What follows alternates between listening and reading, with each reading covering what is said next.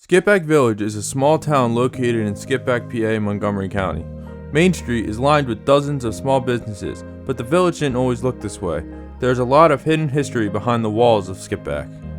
Skippack was not always known as the town it is today. Before white settlers came here, there was an Indian tribe known as the Lenni Lenape, which translates to men of men, but was known as original people. The Lenni Lenape were generous people and were known as the grandfathers or ancient ones by other tribes. They are considered to be among the most ancient tribes of northeastern nations. But back in 1683, an agreement was made with William Penn about the area. Let's start back in 1706 when a land surveyor named Hendrik Pennebecker surveyed the land that is now known as Skippack, Pennsylvania. Pennebecker later settled in Skippack and was an acting representative for a Dutch merchant named Matthias van Beber. While living in Skippack, Pennebecker surveyed and prepared many of the deeds for early Skippack settlers. In that same year, two German merchants, Gerhard and Hermann Inderhofen, purchased 440 acres of land from Van Beber. 4 years later, they built a beautiful stone house, which could still be seen today in the heart of Skippack Village. A bit of local history, though, I'm holding here. One of the things that made Skippack a rather important location was this petition. When a lot of people settled here, and I had a picture of all the original settlers. Some of the names here, of course, were Gerhard Indenhofen. He was one of the brothers that lived right here in this house, built in 1713. Also over here is Hermanus Indenhofen. They both signed this, and I think were very instrumental in putting this petition together, along with Pennypacker, Heinrich Pennypacker, who was a surveyor, helped survey the road once it was okayed. His grandson, great-grandson, became governor of Pennsylvania in the early 1900s. Pennypacker is a big name. Down here we have, Peter Wentz. Peter Wentz was living down here, one of the original settlers, not in Bebbers Township, but in Worcester at that time. The home was built in 1710 when Gerhard was just 19 years old. The stone that makes up the house was carried from quarries along Skippack Creek a little south of the house. The mortar was a simple mixture of Skippack red clay and lime, held together by horsehair and rope. But the two brothers that originally settled here in this stone house, they first built a log cabin down near the creek on the edge of their property. And then around 1713, we believe, they built this stone house, which was 2 bedrooms, where we're sitting now is one of the lower rooms. One of the lower rooms was back there with a big fireplace behind me, big hearth fireplace. Upstairs he had 2 bedrooms.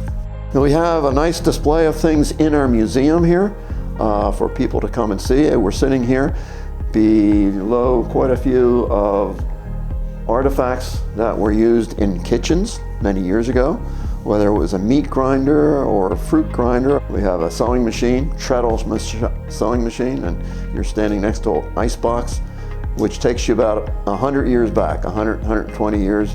All of these things would have been used in most of the kitchens. General George Washington and his 10,000 Continentals marched past and possibly gazed upon this stone house as they made their way through Skippack on the way to the Battle of Germantown. But at this time, the house was about half the size it is today. Washington, 10,000 troops, made its way across, eventually to Schwenksville for 4 days.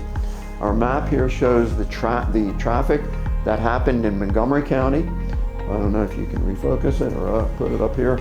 They came to they started going up towards Reading. They stopped at Pottstown. It's Pottsgrove Manor up there, where they called it Camp Pottsgrove. And then they came down to Pennypacker Mills, which is in Schwenksville, and Washington wrote some memos while he was at Pennypacker Mills in Schwenksville. He then came down to Skippack for 4 days, and from here they would be ready to surprise the British in Philadelphia when the time is right. About 110 years later, in 1886, Skippack came to be when it split from what is now Perkiomen Township. 3 years later, in 1889, the Skippack Fire Company was organized after 3 public meetings held in the former Valley House Hotel, which is now Justin's Restaurant. In 1900, the fire company built an engine house on the corner of Skippack Pike and Mensch Road, which is today the comic book store. By the 1960s, the fire company purchased 6 acres of land right off of 113, and by 1968, the firehouse was complete and now the current location of the Skippack Fire Company. There was a fire in town. I sort of forget it's in the book here. You'll be able to see that in the book. And after the fire, they got together and said, we got to form something. And they had a couple meetings and they started a fire company. I said the book that you have has the handwritten minutes from the original charter when the fire company was the first meeting of the fire company. Oh, So, wow. That's awesome. yeah.